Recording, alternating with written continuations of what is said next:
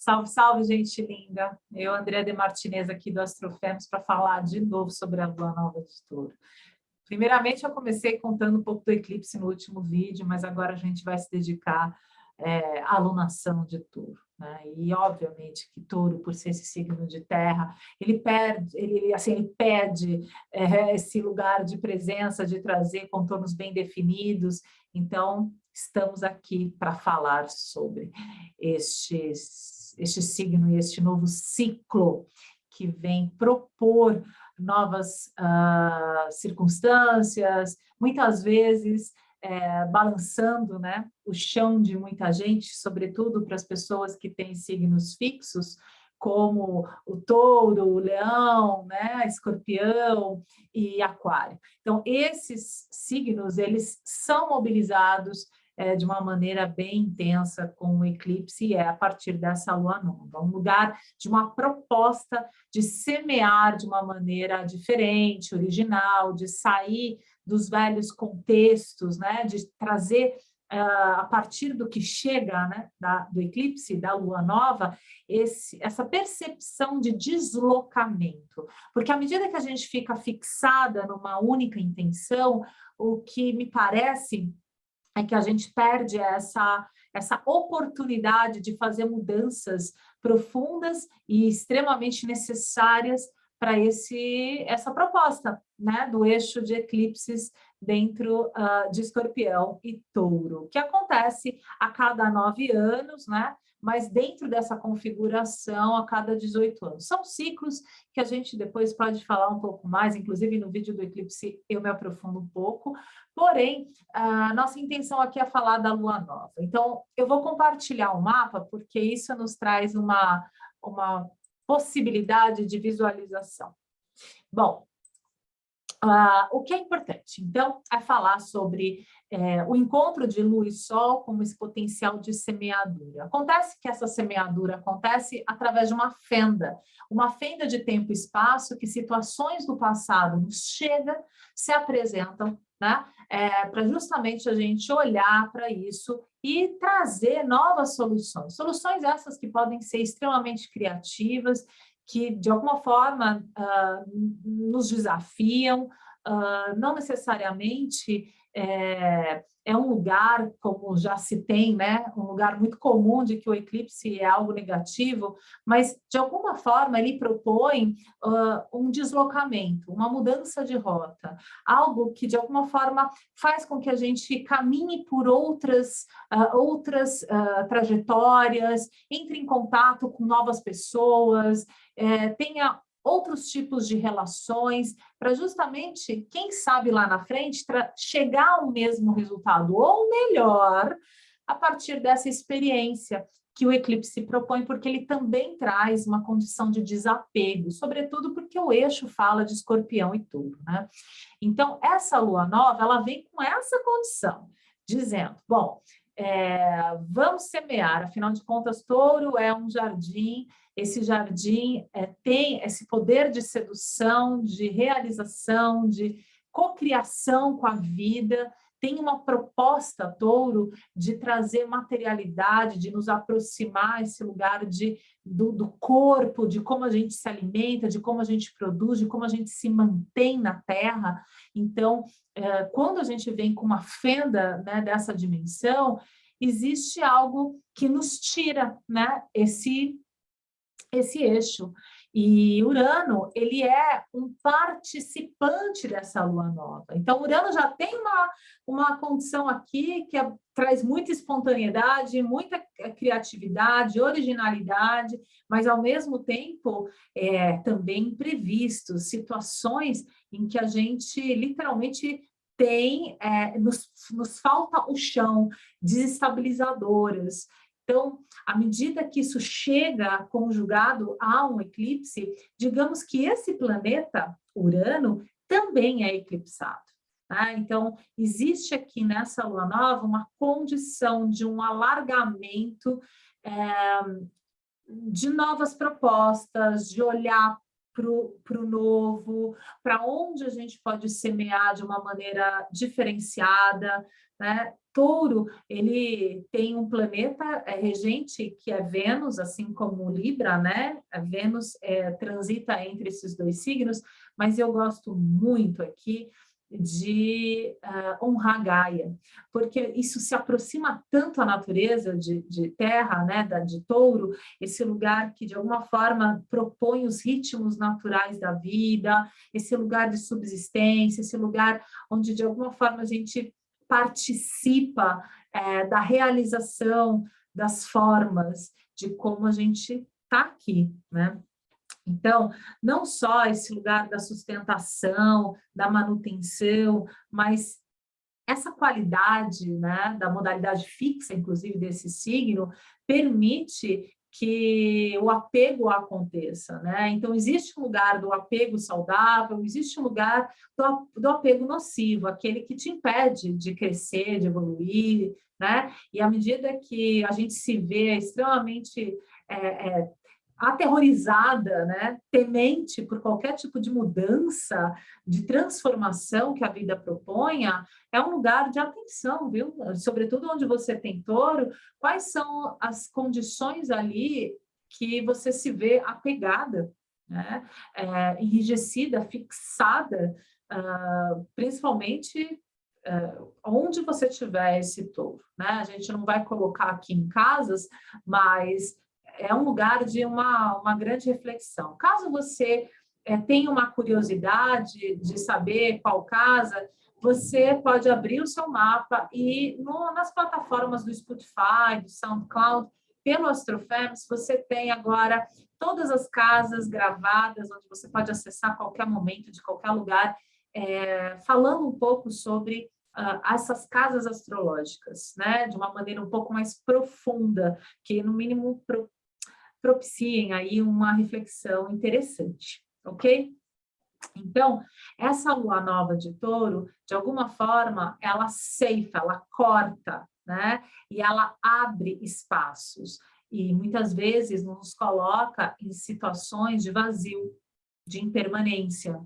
E aí chega a minha pergunta, né? Como você habita esse vazio? Como é que você lida com situações onde você simplesmente não sabe, onde você simplesmente tem boas intenções ali, mas você não tem o domínio, né? Como isso acontece?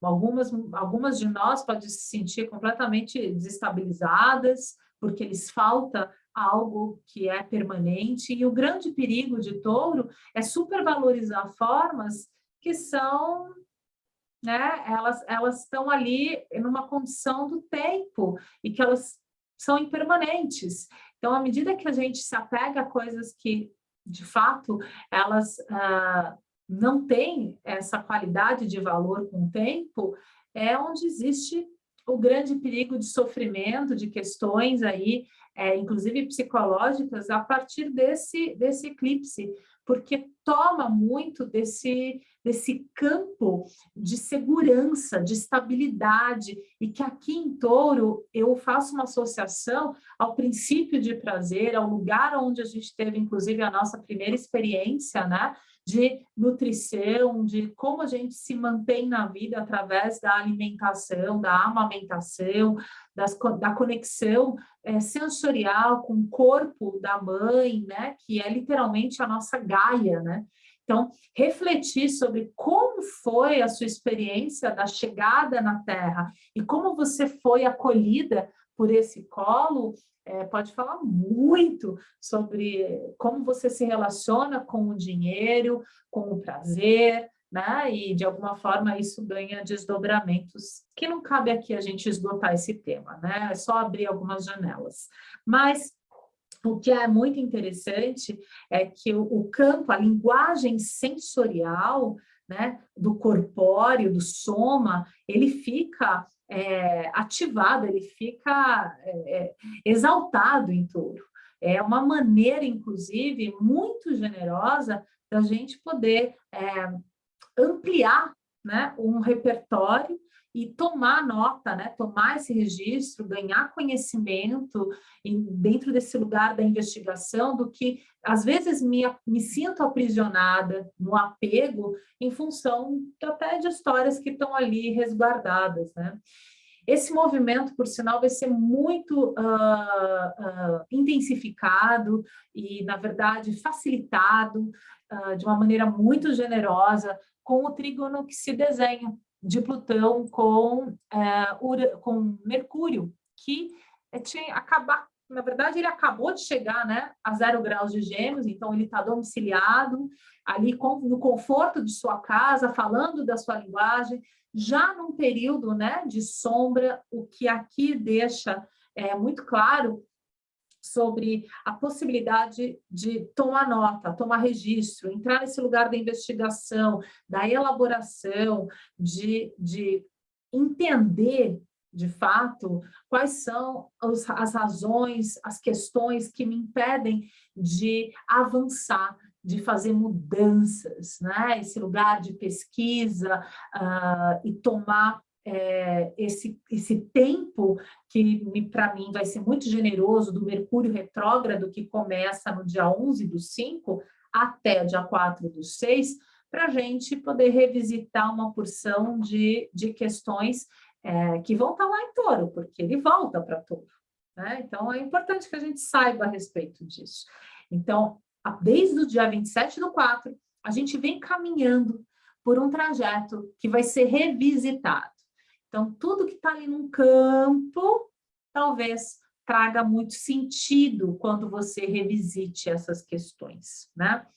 Bom, esse Mercúrio, então, permite para que a gente entenda, e por mais que ele não tenha uma relação concreta com todos os planetas aqui, né, conectados a Touro, ele pode ser uma ferramenta excepcional para a gente poder acessar informações transformadoras para garantir que lá na frente essas mudanças elas estejam pautadas desde um lugar de conhecimento, né? de uma percepção, de um lugar de uma lógica, de uma coerência, me parece. Ok? Aqui também, dentro das negociações, das trocas, das interações, conversas importantes que devam ser colocadas ali, né? Às vezes a gente tem uma necessidade de trazer um alinhamento, um contorno para determinadas situações da vida. Me parece que esse período também pode ser interessante para a gente revisitar, para trazer um raciocínio mais coerente na hora de fazer esses ajustes, ok?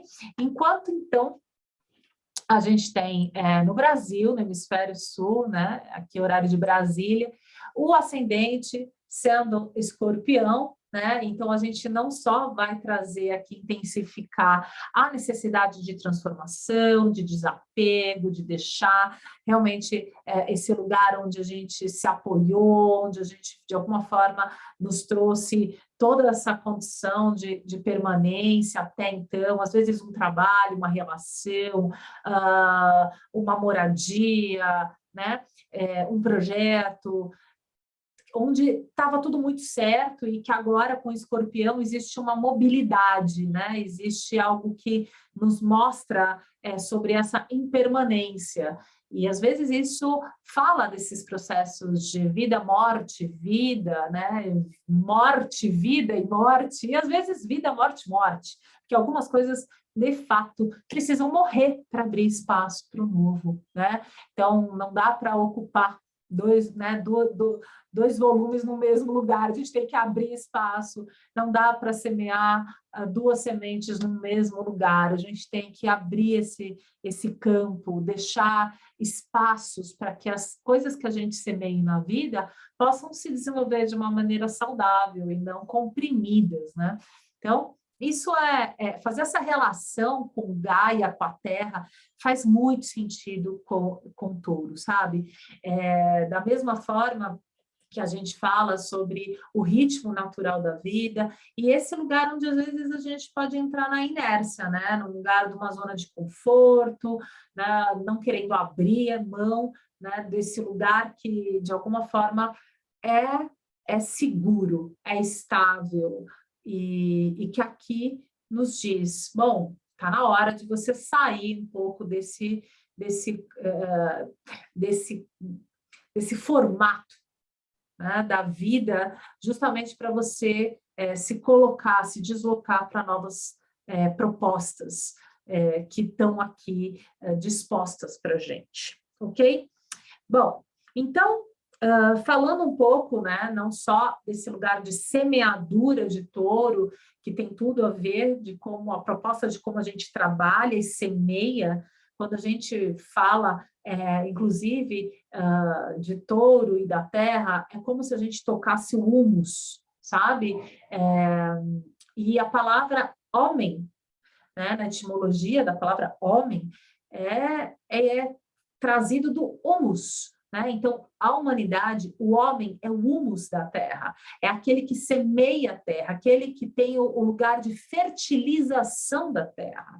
E isso também nos leva a uma reflexão profunda sobre não só como você vem semeando a terra, mas como o coletivo vem semeando a terra. O que a gente vem colhendo, né? Só basta abrir, né, notícias, entrar em contato com elas, que a gente já tem uma resposta de que os valores humanos eles estão bastante distorcidos e a gente está colhendo o que semeou a vida inteira, né? Então, existe um sistema que está, de alguma forma, intoxicado e intoxicando a terra e que a gente está colhendo exatamente a resposta dos valores que estão aí, né? É um chamado muito profundo, não é à toa que Plutão vem transitando por Capricórnio, são os últimos meses de Plutão ali em Capricórnio. Em 2023 ele vai entrar em Aquário, depois ele retrograda um pouquinho, então a gente tem nessa janela do tempo mudanças muito profundas a serem feitas, né? Dentro desses alicerces, desses lugares onde a gente se organizou enquanto tecido humano.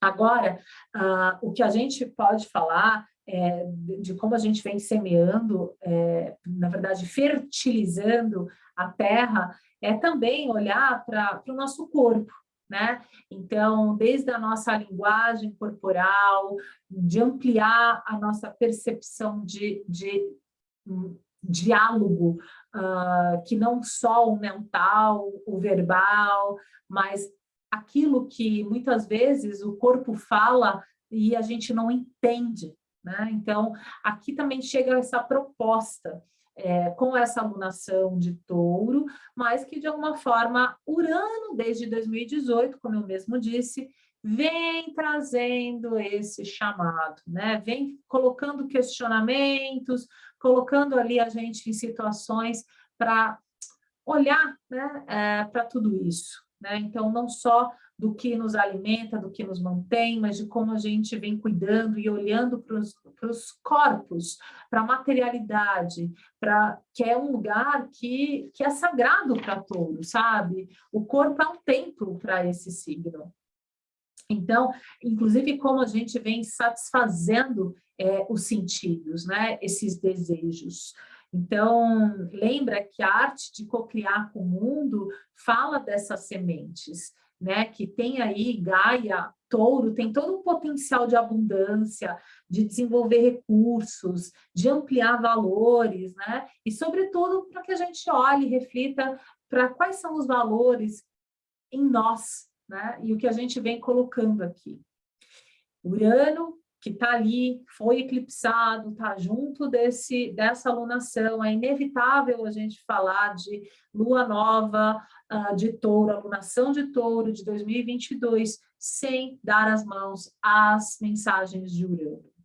Principalmente porque aqui o que a gente dispõe para gerar vida, o que a gente dispõe para manter a humanidade na Terra, porque da forma como estamos fazendo, talvez não seja sustentável o suficiente, né?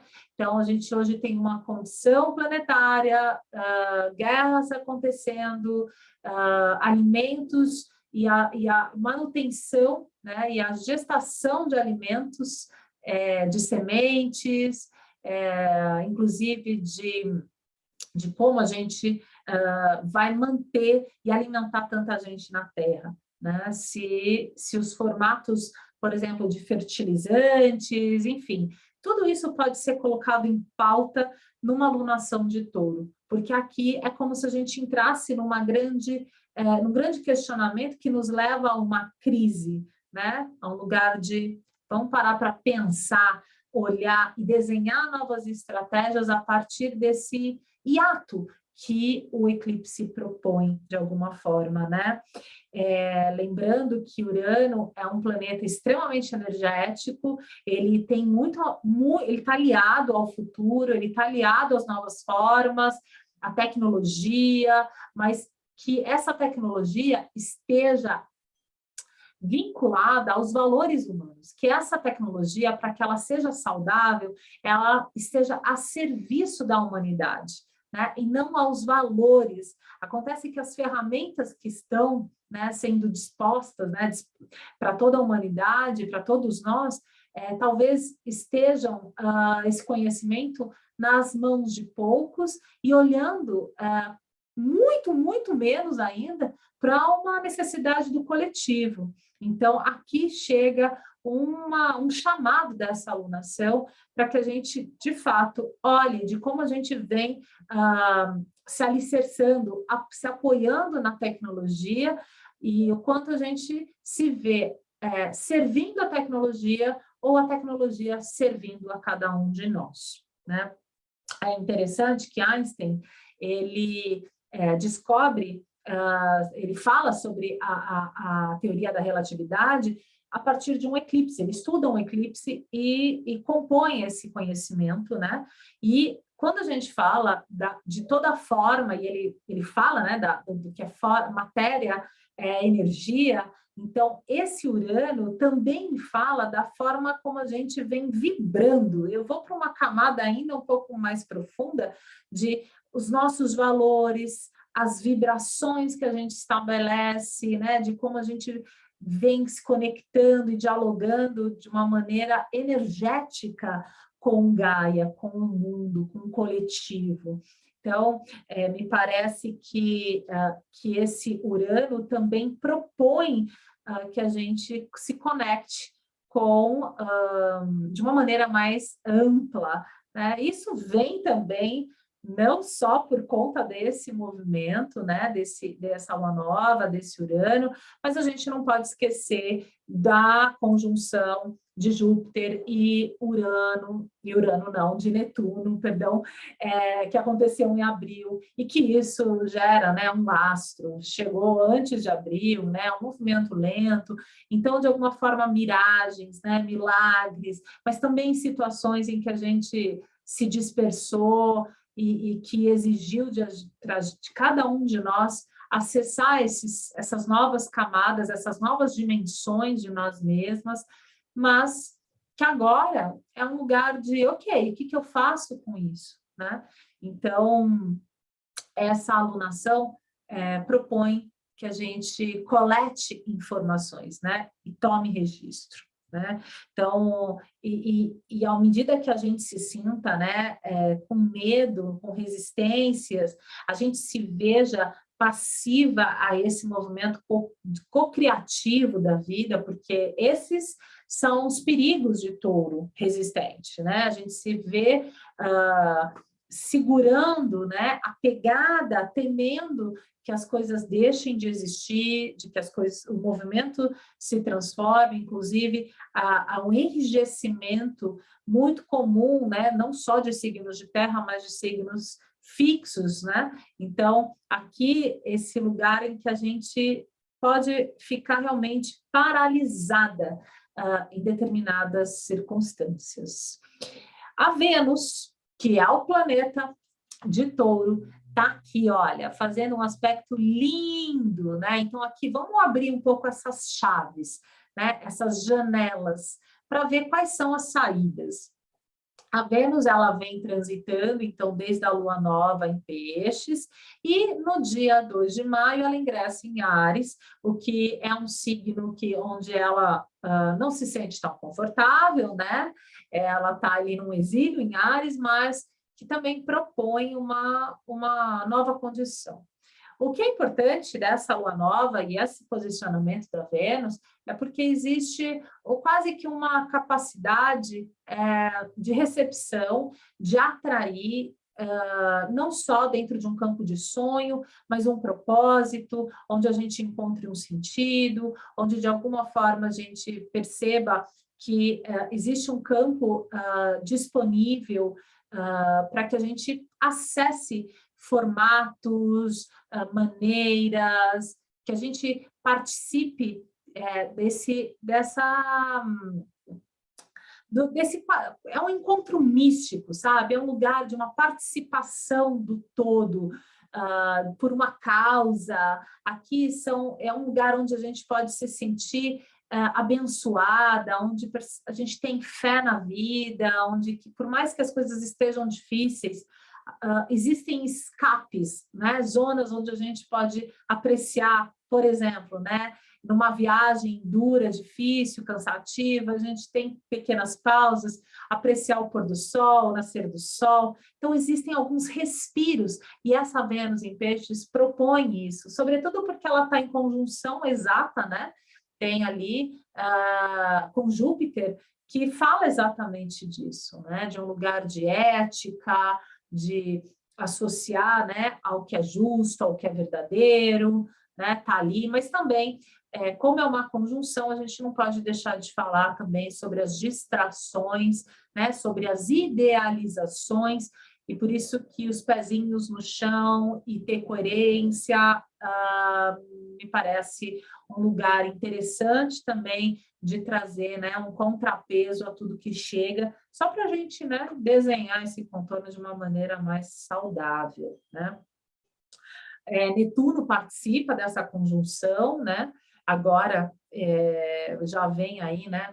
Já vai se distanciando tanto a Vênus como o Júpiter, né? Em Sagitário, em Peixes, que logo mais, lá por volta do dia 15, entra em Áries, ele também vai passar por um processo de retrogradação, mas aqui às vezes a gente pode tomar, né, a verdade como única, exclusiva nossa, um lugar onde a gente se torne mais justiceira, onde a gente se coloque de uma maneira mais impositiva para o que é justo. Isso também é um perigo, porque cada um carregando a sua própria verdade como única e exclusiva faz um bando de xiita, onde não existe um diálogo. E a Vênus ali, ela vai atrás do que ela quer, ela não fica esperando, idealizando muito, não. Ela chega impactando, ela vai lá, pega o que quer, mas ela não adere, entende? A Vênus em Áries, a partir do dia 2, ela se torna uma amazona, sabe? Então, muda uma frequência da alunação. Existe algo que depende da gente e depende da nossa capacidade de atrair e como, e ter isso claro, né? As precipitações também são importantes aqui com a Vênus. Então, saber muito bem o que você está atraindo, do que você deseja, né, para que o que chegue, de repente, venha com uma força grande e, de repente, não seja isso, né? Porque são situações interessantes da Vênus em Áries, onde ela flerta com a vida. Então, me parece que é muito mais um lugar de experimentação, né, do que de realização. Um lugar de tomar, né, esse conhecimento, de atender chamados, de ir atrás, de perceber o que é, abrir portas, literalmente, mas deixando claro de que é um lugar para ser experimentado e não aprofundado. Justamente porque a gente já sabe, né, que existe... A pandemia trouxe isso para a gente, né? O quanto as nossas ações impactam o outro. Né? E assim eu espero que todas nós tenhamos esse conhecimento de que a partir de agora, de fato, suas atitudes vão ter um impacto no coletivo e a todos à sua volta. Isso sempre existiu, mas isso já vem para uma camada mais emergente, né? Mais nítida. Então, essa Vênus, ela também pode se tornar uma estrategista, né? A Afrodite, ela não só, né, unia, mas ela trazia a harmonia, o encontro, a pacificação, mas também ela desenhava as guerras, né? Um lugar bastante estratégico para essa Afrodite existir. Né? Então, aqui, quais são os confrontos e o que você vai planejar, né? A partir do que ela transitar por Áries, que geralmente vive em conflitos, porque é uma questão inerente a Áries, né? Ser colocado de alguma forma numa prova, né? Para superar, para abrir, para iniciar, para, enfim, de alguma forma tocar e ser tocado, né? Então, esses talentos também podem ser desenvolvidos e abertos, né? Em Áries. É interessante porque tem um lugar de fagulha, de faísca, do fogo de Áries, em que a Vênus, ela, de alguma forma, chega como uma qualidade, ela sabe, né? Essa coisa do esculpir, mas que aqui é um forjar, então exige um pouco mais. Touro fala muito da forja, de como a gente vai trazendo esse molde, né? Essa forma que às vezes pode ficar um pouco rústica demais e que eu tenho a sensação que a grande chave é unir forma e função, né? O que a gente compreende aqui, até quando fala sobre o design da vida, é associar forma e função, e não só o lugar do artesão, da funcionabilidade daquele objeto, daquela atitude, mas aqui a gente fala muito, inclusive, né, falando de Vênus, né, isso já vem uma reflexão do mito do casamento de Éfesto e Afrodite, né? Então, me parece, eu vou publicar esse mito, mas chega muito falando sobre essa necessidade que Éfesto,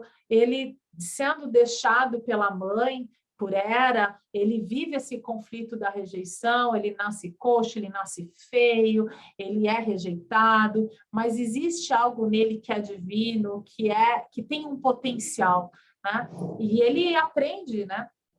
A forja, ele aprende sobre esse esculpir a vida, mas é deixado de lado, até que Dionísio encontra e reconhece nele é como se fosse uma pulsão de vida, né? Algo luminoso nele, e ele realmente era filho de Hera, né? Num processo de partogênese, para ela se vingar de Zeus quando ele pariu Palas, né? E nesse momento, ele leva ele para Zeus, mas ele estava ali tramando, na verdade, quase que uma tramando para a mãe, desenhando uma cadeira onde ela ficasse aprisionada ali. E é isso que ele faz. E aí Zeus fica passado, vendo a mulher presa, e faz essa negociação. Estou contando rapidinho aqui, mas só para a gente contextualizar, em que Afrodite é dada em mão, né? Ele fala assim, ele permite o casamento de Afrodite com Éfesto, e aí os dois se unem. E quando a gente traz um pouco sobre esse conceito de Afrodite, de Vênus, da beleza, né, do equilíbrio, da harmonia, e Éfesto, aquele coxo, feio, mas que tem um talento em si, como um artesão, com a técnica e o que forja, e quando se unem a forma e a função, o que a gente pode trazer para o mundo, né? Então, me parece que trazer para a vida coisas que estejam aliadas, não só ao formato, mas que traga equilíbrio, que traga beleza à sua vida, sabe aquelas zonas de escape da viagem que eu estava me referindo, que a gente possa apreciar esses espaços de respiro, né, de contemplação, enfim, para trazer, né, um pouco mais de suavidade e enriquecer a nossa vida, porque na real, se a vida fica muito só na forma e trazer só ali, né, na função de realizar, materializar e resultado, a gente fica muito aprisionado aos valores, né, ao dinheiro em si, e que isso, de alguma forma, nos enrijece para acessar e ampliar os nossos valores, e os valores humanos, inclusive, né? Não podemos deixar de falar que Touro e a alunação de Touro contempla esse festival que acontece, né, para celebrar o nascimento, a iluminação e a morte de Buda, chama Visak, e que eu, com um grande amigo Rory, propomos todas as luas cheias essa meditação, então já fica aqui um convite. A gente vai propor essa meditação na Casa Pulsar. Eu vou deixar o link aqui embaixo falando um pouco disso, mas na rede também, não só do Astrofebs, mas da Casa Pulsar, a gente vai deixar esse evento publicado, que vai ter uma condição social, né? Então, se você quiser participar para meditar para esse novo tempo, para essa terra, para elevar um pouco mais, né, as nossas vibrações, para esse novo momento, chega mais, tá bem? Vai ser uma alegria de ter nessa meditação. Bom, vai ser, se não me engano, no domingo do dia 15 de maio, tá? Então, já tá tudo aqui, e caso você queira ter mais informações, só mandar um e-mail, ou se não, entrar em contato pelas redes, tá bem? Bom, então vamos continuar um pouquinho, porque a gente ainda tem um pouco mais para falar sobre essa lua nova, né?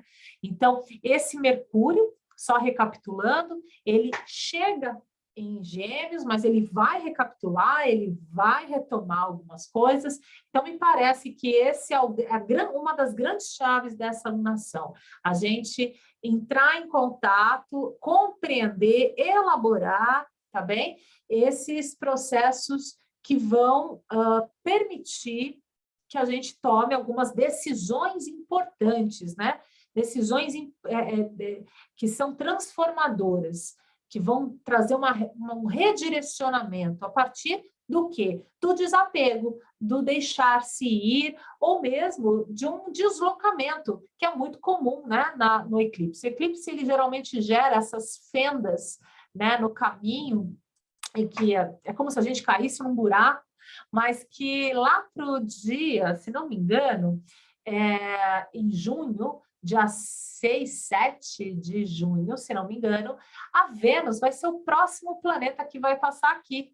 Então, é como se ela trouxesse, recheasse, né? Colocasse aqui o seu manto, né? Colocasse aqui a sua energia, justamente para harmonizar, para fertilizar. Existe uma condição aqui que me parece muito, muito generosa, de trazer aqui um conciliamento, né? um lugar de diálogo, de harmonização, como eu disse, e que as formas, elas, de repente, encontram uma nova direção mesmo, né? Então, se a gente fica um pouco suspensa no ar, dá um tempo, registra, percebe muito bem o que vem tocando a tua vida, o que vem te afligindo, porque eu imagino que com a passagem da Vênus aí, a gente vai ter um encontro de algo que seja muito precioso para cada uma de nós, ok?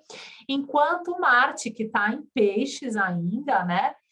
Se não me engano, ele entra no dia 25 de maio em Áries, e aí ele se fortalece, uau, né? Muito. Uma das coisas que eu não falei é que esse ascendente de Escorpião também favorece esse Marte. Então, antes do descobrimento de Plutão, nos anos 30, Marte era o detentor aí de Escorpião. Então, a gente vai olhar para os dois lados, né? Não adianta só olhar para Plutão, mas vamos contemplar aqui um pouco Marte, que ele faz bons aspectos com essa lua nova, então ele propõe, né, um lugar de atitude, mas uma atitude que abrace, que olhe para uma causa, que olhe para esse coletivo. Ele muitas vezes abre mão de uma vontade pessoal para justamente contemplar o outro. São atitudes compassivas, né? Um lugar de, literalmente, o Marte em Peixes tem compaixão, não é só empatia, não. Ele vai lá e toma uma atitude, ele se coloca, ele inclui. Por um outro lado, ele aqui, às vezes, pode evitar a luta, hesitar, enfim, ele pode, enfim, não deixar as coisas tão nítidas como o Marte já tem por si só. Porém, como os aspectos são muito assim, positivos, né? Ele realmente contribui com essa lua nova, nos inspirando, sabe? Abrindo janelas, abrindo possibilidades, em onde chega em eco, chega em coletivo, chega no grupo. Então, me parece que essa mensagem simplesmente nos fala que não estamos sós nessa terra, que não precisamos ficar só olhando para o nosso próprio umbigo, de que existem outros que também têm demandas e que, de repente, a gente só se organiza a partir dessas necessidades. Né? Então, esse Marte aliado a essa lua nova não só nos dá força, nos ajuda nesse processo de autoafirmação, de defesa, de levantar bandeiras, de lutar por uma causa, de ter esse posicionamento, de tomar uma atitude, literalmente, por algo que é maior, né? Ainda mais porque ele está em Peixes, não está fazendo a conjunção com Netuno, mas logo mais ele está ali. Então, e aí eu vou falar um pouquinho mais sobre isso, mas é como se todas essas questões elas se intensificassem. A conjunção ela pode tirar força, sobretudo de Marte em Peixes com Netuno, onde a gente é como se fosse dar um soco dentro da água, né? Não tem punch, não tem força, não tem, sabe, esse lugar de tensão tão forte, e às vezes a gente dá um golpe no vazio. O que é importante é ter essa consciência e fazer essa pergunta: qual é o teu posicionamento, qual é a tua localização, para onde você está indo, com quem você vai, para se dar conta de se orientar um pouco, né? Quais são as causas que você vem defendendo, enfim, qual é esse grupo e para que os acasos, né? Você não se deixe levar, né, por eles. Tá bem, minha gente? Então, acredito que eu acabei contemplando muita coisa, né? Saturno, sim, não posso deixar de falar de Saturno, né, gente? Vocês percebem que eu adoro olhar Saturno e ele vai ficar aqui por último, mas ele faz uma quadratura bonita, sabe? Não só aqui com o nó do norte, mas com o nó do sul, e é uma quadratura que é praticamente exata, né? Uma quadratura T, e que me fala muito em Aquário sobre essa concepção, né? De não estamos sós no mundo, né? Esse Saturno em Aquário vem falar sobre esses novos tempos, nos colocar em consciência, né?